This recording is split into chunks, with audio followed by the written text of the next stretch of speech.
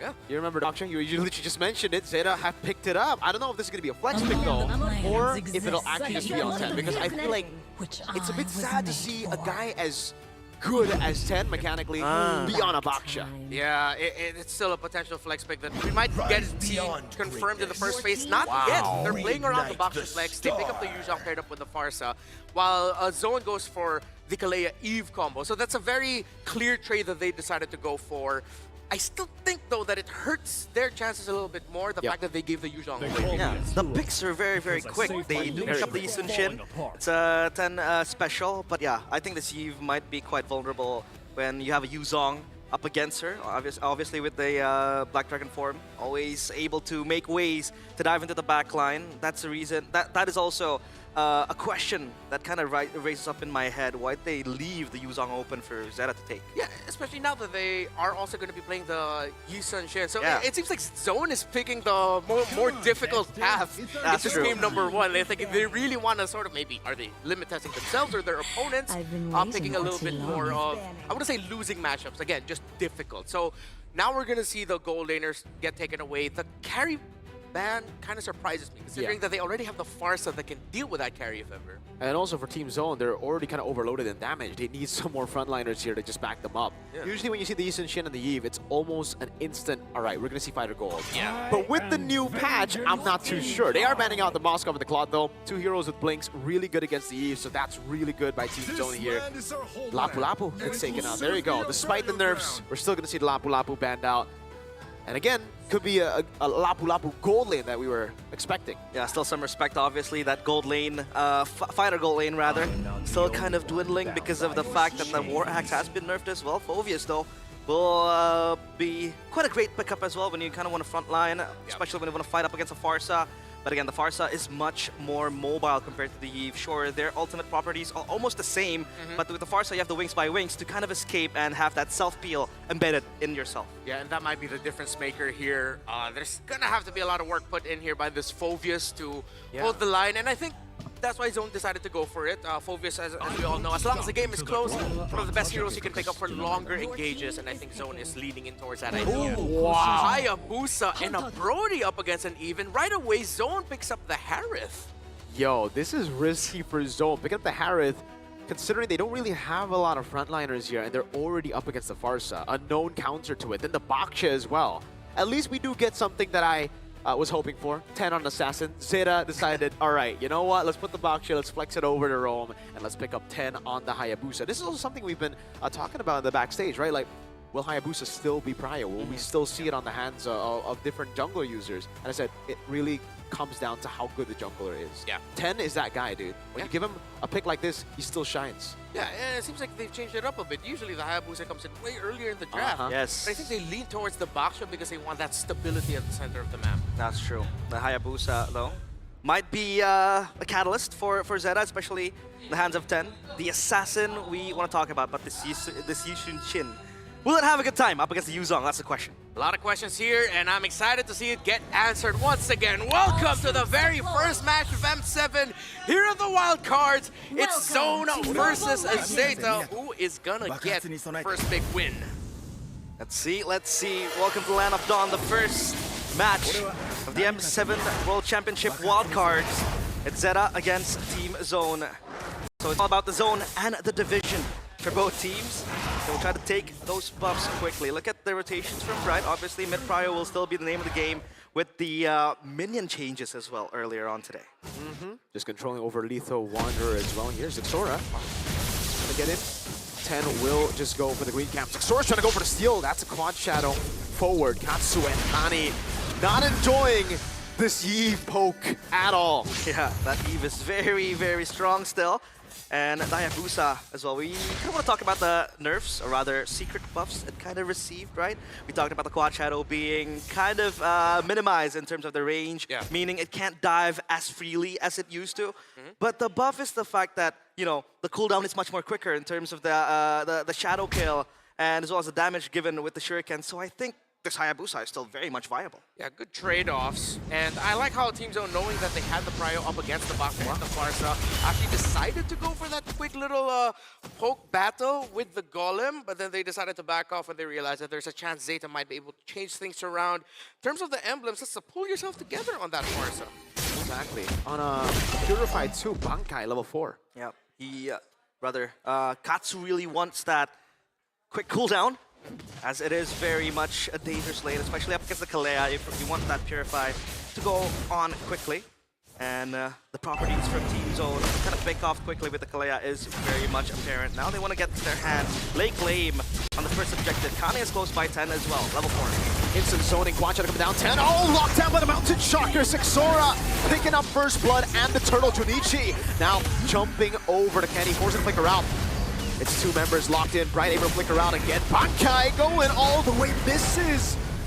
The ability won't be able to jump in. Flickers out to safety and gets the regen on time. Oh my, 1-for-1, but Team Zone will come out on top. They have their hands on the turtle, and that was Junichi looking to change the tide of the war, but Bankai 1v1, Junichi, can he do it? He's got the passive Furious Dive solo kill up top. Junichi, all right. So we talked about the explosiveness of Bankai, but the Zeta division has some explosiveness as well on their side.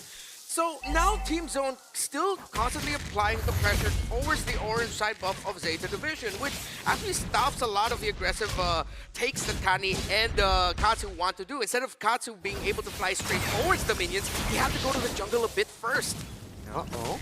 Kani is just going to jump in. They're going to be trapped in a real world place. Oh, Mountain Shocker! Sixora finding two. Now the Feather Airstrike dealing a bit more damage, but Bright gets away. Kenny as well, just with a sliver of health. Two players with a sliver of HP, but that was Sixora changing the tide with a single Mountain Shocker, traps two, gets the kill, and then K is able to follow up. We talked about the fact that in this patch, that gold lane plays kind of in the more weak side approach. Yeah. But with the Harith having one kill in the 3rd minute of the game, it is not good news for Zeta division. I think we got to see there what we were talking about earlier, where Zeta division really needs to reel it back in with the aggression. Now, that might have worked if they were playing in their qualifiers, but not against a Team Zone, and especially with ZX Aura in the jungle that you're going up against. I felt like that was his experience now showing up with how easily he was able to land that Mountain Shocker straight to the back. And as expected, it is the Hunter Strike, a rush there for ZX Aura in the jungle YSS. This Hayabusa is behind 0-2. Obviously, for 10, it is not a good thing, especially the use of Jin. Look at him go! Yeah, you can purify out of CC, but not out of the damage of a basic attack of a snowballing Yisun Jin. That should be free. Almost a solo down below. K really pushing it. Oh my. The Team Zone, this is the snowball we talked about. They can go quick and run away with this lead. The Zeta division still scratching their heads. What can they do? Because as of now, the Brody's not really good to fight. Look at Sixora! That's gonna be an assassin. Oh, actually, Sixora's caught here. Not enough peel. Minette finds a shutdown. And look at the follow-up. Bright able to flicker out. The RWM is doing a bit more damage here, but K can't really go for the siege on a Harith. Not the cleanest rotations that we're seeing here, or decisions for both teams. Up until, of course, ZX Aura decided to go for that dive. I think that was a heat check for him. Now, he has to reel it back just a little bit. Another thing about the rookies is the fact that they can really go fast. Yeah, they can go fast. They can also be punished very fast. That's my point. When you have the lead, you play confident. But then, if you go overboard, this is the things that's gonna happen. They might crumble, but so far they're not crumbling because of the shakiness or the nervousness. It's because they can't really control themselves. Someone needs to keep them in check. Yeah. Junichi, though, seems like he is currently the anchor for Zeta division right now. And it seems like Katsu and Kani are catching up to his rotations and aggressions. So they're going to need to be able to continue that.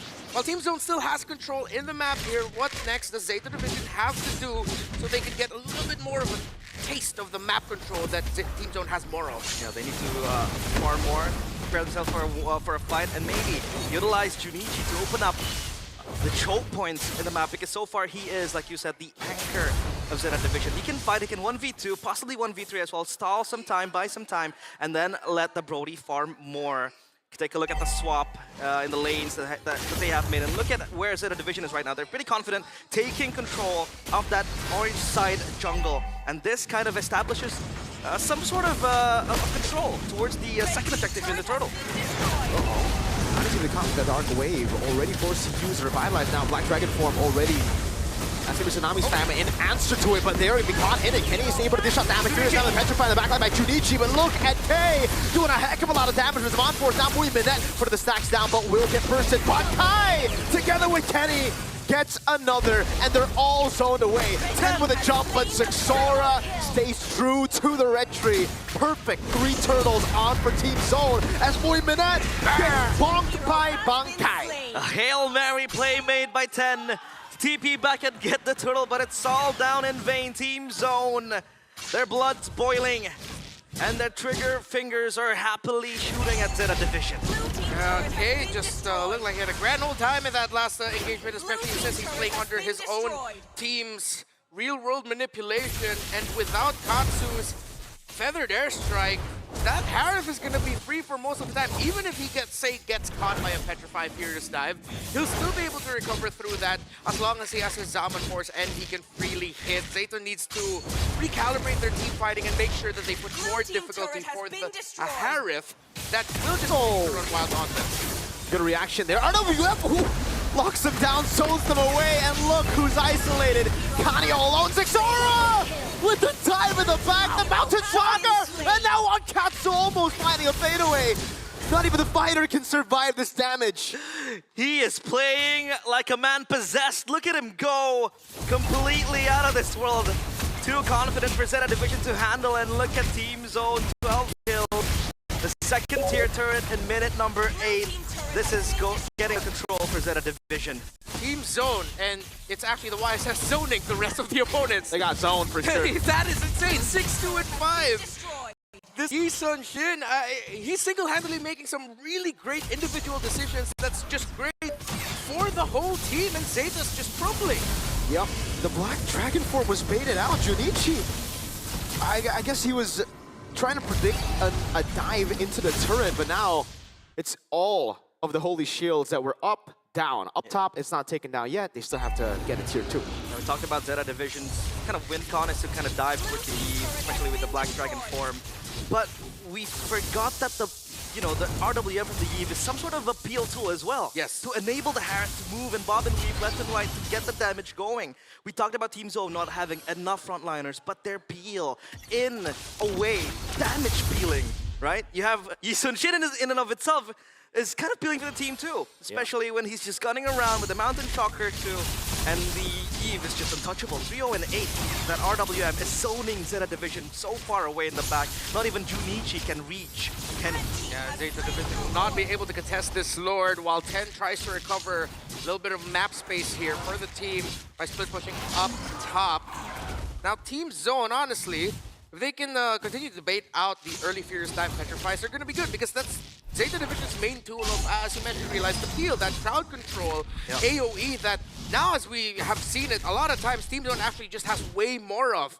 There's too many AoE crowd control effects for ZETA to deal with, while ZETA really mainly only has that Yu Zhong combo. This is why we don't really see the Baksha in Rome as often anymore, right? Yeah. You just really lack the CC.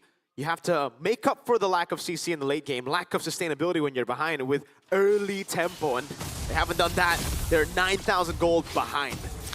This might just be game over. Another airstrike opened, and Team Zone, they want to switch to the base. Oh, Bright really wants to go for Junichi. He's able to find it, but Mountain Shocker goes to the right side. Doesn't matter. K still bursts them all. Holy crystal pickup. 10 with a walk up, but gets instantly shoulder bash as they go for the siege of the bottom lane. 10 will fall. K goes for the triple. It's a big dark wave from Bankai. A double, a triple, and that's game 1.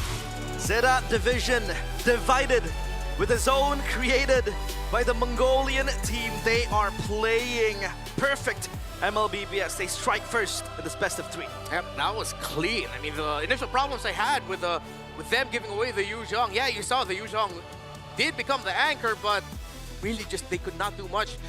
The Baksha Rome has to be revisited here by ZETA as a priority. And I know they wanted to do that because it seems like they really wanted to set up for a more comfortable jungle pick. But even if, like, to say, you get a comfort, if the Rome is uncomfortable, if the Rome can barely hold the front line because he's just constantly getting poked down, no matter what pick you end up with, your jungle and your team will struggle. Well, let's look at Zone.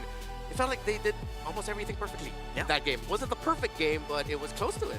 Almost threw it away, you know? Yeah. Again, trigger times. trigger happy players, but K it's okay. and Bankai. Bankai and yeah. Zexora too, to a certain extent. Yeah. The captain, but it's all good. It's all good. I think they were limit testing, right? They were Maybe. trying to go far and test how in a way ZETA might kind of come back in the game, but yeah, they made it happen. They made it loud and clear that they are here to battle it out, and there was nothing that ZETA could do about all of the snowball happening in Team Zone. I really like that specific play by Bright. He